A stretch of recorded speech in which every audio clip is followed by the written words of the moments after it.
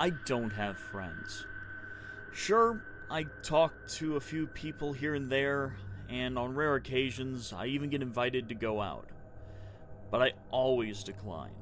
No matter how friendly people get with me, I can never see them as more than acquaintances. It's what's best for everyone involved. After what happened last time, I'm not taking any chances.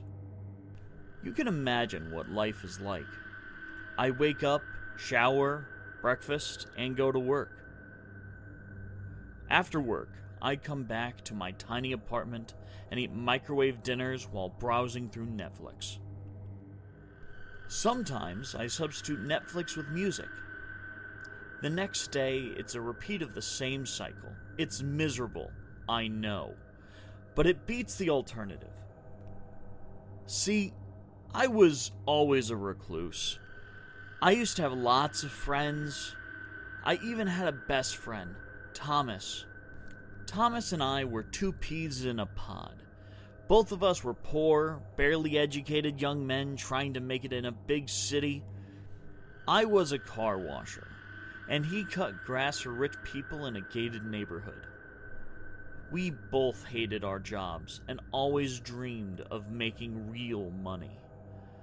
But despite our poverty, we were always happy. We had so many things in common. We both loved sci-fi movies, video games, junk food, and exploring the internet.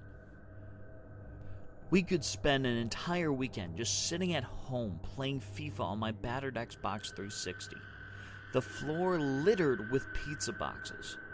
In a kinder world, things would have stayed that way forever. But the world is anything but kind. And I would find out exactly how much. One of the interests Thomas and I shared was the dark web. The first time we installed the Tor browser onto Thomas's old HP laptop, we spent hours browsing through gore sites, supposed drug marketplaces, and various profiles for hitmen, who all promised they would unalive anyone you asked them to. I think what we really liked was the subtle danger the dark web posed. But we never actually thought that anything there could hurt us. Little did we know. I think it started with the bruises. That's how I knew something was wrong. Thomas started becoming scarce. I was used to seeing him every weekend. But all of a sudden, he just started vanishing with no communication. And when he would finally show up, it was with bruises all over his hands and face. When I asked him, he would always mumble something about tripping and falling at work. A totally unconvincing lie. He suddenly had money too. Not a lot, but certainly more than he earned as a grass cutter. Initially, I decided to give him his space. After all, he was a grown man. He could do whatever he wanted. But when his bruises upgraded to purple splotches under his eyes and raw knuckles, I decided to investigate. So one weekend, I dropped in at his place unannounced. From the way his face morphed into a mask of disbelief, then anger, I knew that whatever Thomas was hiding, I had disturbed him while he was in the middle of it. Reluctantly, he let me into his apartment, and I almost fainted at this stench that attacked my nose. It smelled rank, a combination of spoiled food and unwashed body. Thomas himself looked disheveled and emaciated. Something was seriously wrong. I casted my eyes around the room and located his laptop on the bed. "Think I could have some water?" I requested. Thomas scowled and made his way to the adjoining kitchen to get me a glass. I wasn't really thirsty. It was a strategy to be alone with his laptop. See, Thomas's tap was faulty, so it took at least a minute to fill up one glass. A minute would have to do. The second he was out of the room, I leaped at his laptop and opened the minimized applications. One of them was the Tor browser. There was a page open, some kind of chat room with a blinking red timer. Not wanting to get caught, I quickly took a picture of the page and moved away from the laptop. It was not a second too soon because Thomas walked back in with the water. Maybe I was fidgeting too much, or maybe I just looked guilty because he stared at me hard before handing me the water. All of a sudden, I felt afraid. My heart beat faster in my chest, and a cold sweat rose across my body like a wave. My mind told me that my best friend wouldn't hurt me, but my body wanted to flee. The bruises and crazed eyes screamed unstable. It made me feel like an orderly prancing about among dangerous patients at a mental asylum. So I decided to leave. The moment I got home, I booted my computer and went straight to the dark web. I put the link I had taken a picture of on Thomas's computer and prepared to finally learn his secrets. It was some type of video chat. There was already some feed. 7 people were on the screen, all of them young, roughly our age. This was familiar territory. I had joined countless video chats on the dark web. What was unfamiliar, though, was the blood. There was so much of it.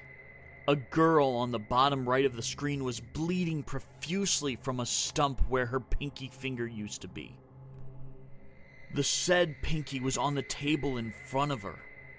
Instead of being contorted with pain, however, her face was split into a wide smile. She was staring at the screen with obvious joy. In a second, I realized why. There were small notifications popping up on the screen. $2,000 from Big Jim, $3,200, Daddy Big Bucks, $10,000, Ice Queen, $17,000, Morbo. It was money. Some sick f***s were watching the feed and paying these people to hurt themselves. The realization made me sick to my stomach. What the hell was Thomas doing with a link to something like this?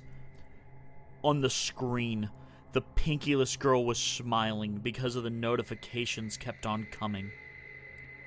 It went on for a minute before trickling down to a stop.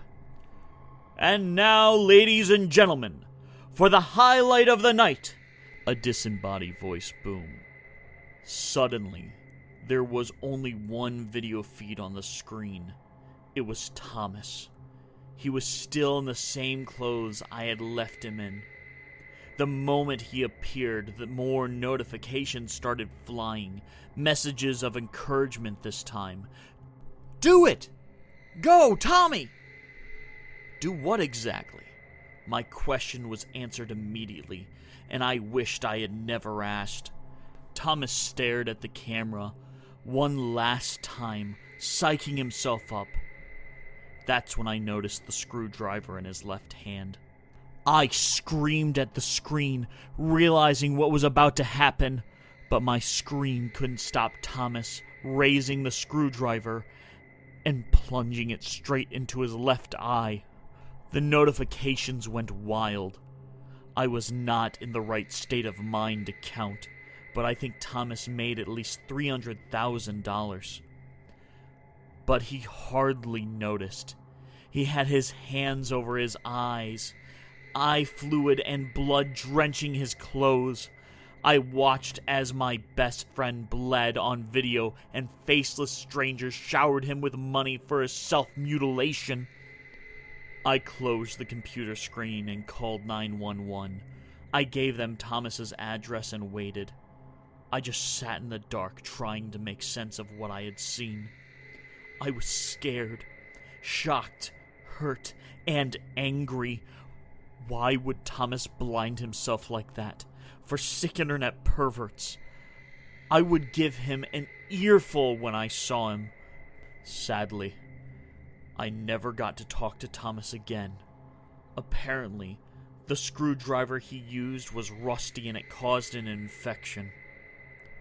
He ended up getting brain damage and falling into a coma which he never woke up from. He never got to enjoy the money he maimed himself for. Sometimes I think about him and I wonder if I had that link, would I have hurt myself for money?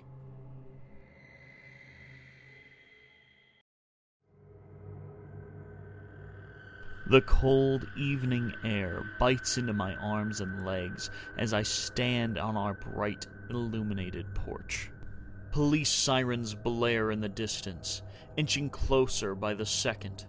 Several armed officers stand in a crescent on our lawn, a handcuffed figure lying before them.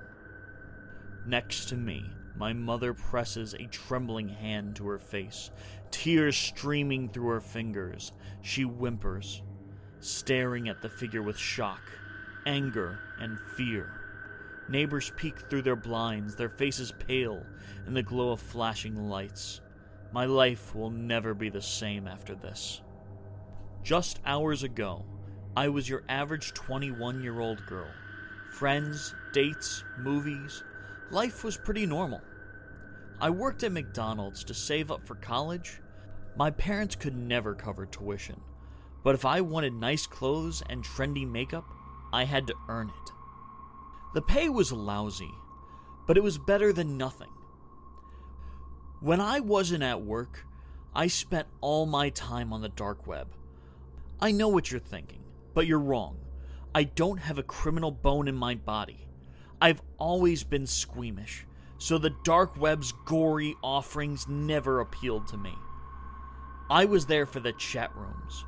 One in particular, dark web sleuthing, DWL for short. I could spend an entire weekend on that chat room. 60 members, all anonymous, all obsessed with solving crimes and mysteries in our small town. We had assisted in the capture of a burglar, exposed a charity misappropriating funds, and achieved other victories through our internet detective work. Clue on the big one, the message flashed on the chat board. The big one was our town's biggest unsolved crime. In the 90s, a serial killer had terrorized the slums, murdering women no one ever noticed were missing. The public dubbed him the Second Jack. Before he vanished in the early 2000s, 8 sex workers had fallen prey to a sadistic hunger. Messages flew from members in rapid succession. The excitement was contagious. We were about to nail that piece of shit. My heart pounded as I clicked on the video file a member had shared. The video was grainy, but the scene was clear. A man in blue jeans and a trench coat emerged from an alley, his movements jerky and agitated, like he was running away from something. He made a beeline for a white Chevy parked across the street. His face was turned away from the camera, but something about him seemed familiar. He peeled off out of the camera's range, the plates covered by a piece of cardboard, but my eyes lingered to the spiral sticker on the car's trunk. Suddenly it clicked. The blood froze in my veins. A cold sweat broke out all over my body. I recognized that sticker. I recognized that car. And to my horror, I realized I recognized the man in the video. "Sweetheart, are you okay in there?" My father's voice boomed from outside my door. My voice caught in my throat. I wanted to run. I wanted to climb out the window and keep running until my legs gave out. "I'm okay, Dad," I croaked. "Thank you." "That's great. Good night." His footfalls retreated. I knew that white Chevy. My father had driven it when he was a kid.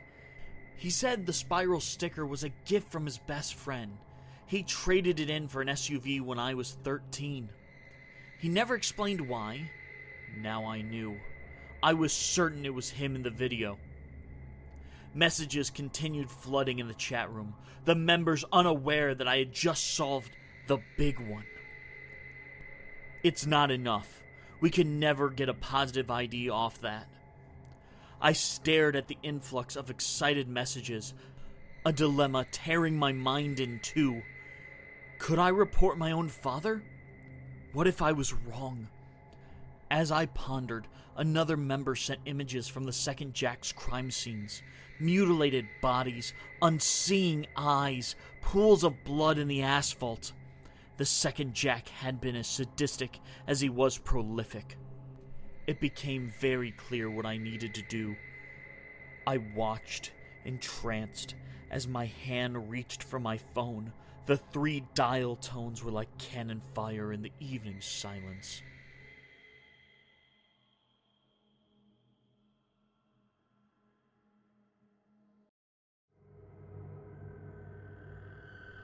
Human organs sell for a lot of money. I should know. I almost lost mine. This story happened when I was 21. I had just finished high school and was looking for a job.